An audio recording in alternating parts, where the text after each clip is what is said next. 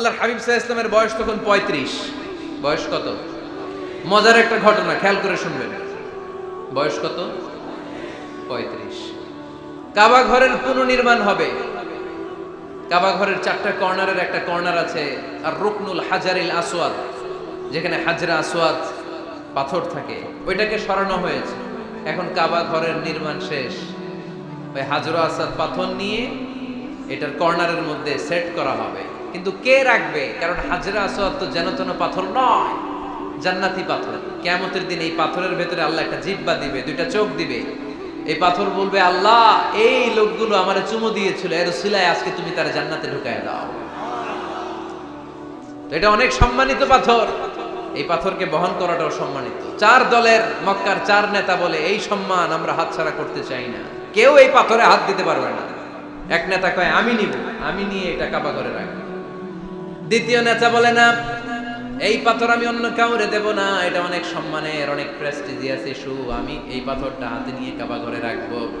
তৃতীয় নেতা বলে, না, রক্তের গঙ্গা বইয়ে দেব, কিন্তু এই পাথর কাউরে দেব না। চতুর্থ নেতা বলে, না, আমি নেব। কিলাকিলি আছে না নাই? পাথর কয়টা? নেতা কয়জন? 4 জন।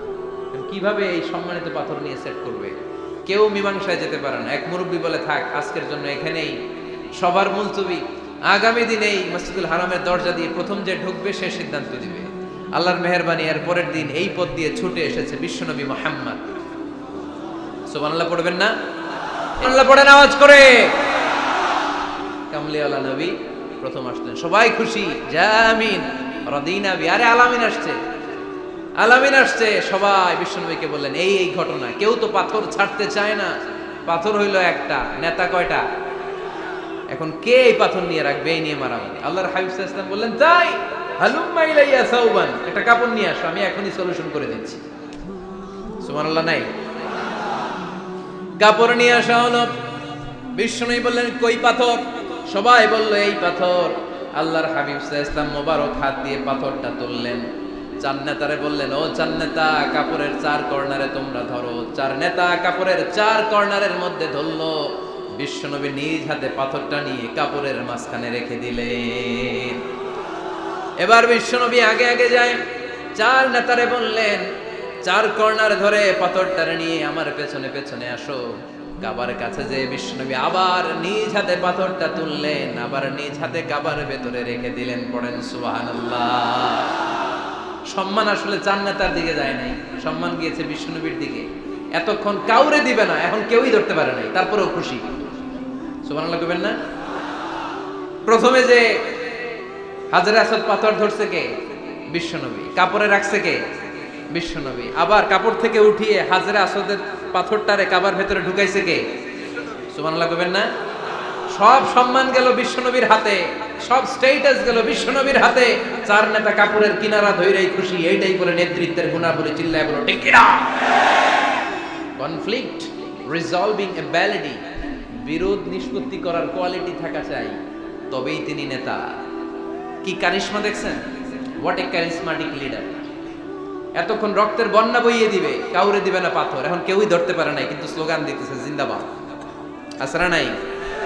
নেতা হইলে এরকম নেতা হইতে হবে। মদিনাতে আউস আর খাজরাজ গোত্রের যুদ্ধ 120 বছরের। কয় বছর? কেউ থামাতে পারে না, রক্তক্ষয়ী যুদ্ধ। আল্লাহর হাবিব সাল্লাল্লাহু আলাইহি ওয়াসাল্লাম মক্কা থেকে মদিনায় এসে 7 দিনের ব্যবধানে 120 বছরের যুদ্ধ থামাইয়ে দিলেন। এতদিন এই গোত্রের লোকের সাথে এই গোত্রের কোনো বিয়ে নাই, এই গোত্রের লোকের সাথে এই গোত্রের কোনো অর্থনৈতিক লেনদেন নাই। বিশ্বনবী যখন আউস খাজরাজের যুদ্ধ থামিয়ে দিলেন, মদিনাতে আনন্দের ধুম পড়ে গেল, নতুন নতুন উৎসবের ধুম পড়ে গেল। সব ভাই ভাই। নেতা হইলে এরকম নেতা হইতে হবে, কোনো মারামারি থাকতে পারবে না সমাজে। চিল্লা এখন ঠিক কিনা? নেতা আসলেই সমাধান, নেতা আসলেই। সহিহ বুখারীতে একটা কিতাব আছে, কিতাবুস সুলহ, মীমাংসার অধ্যায়।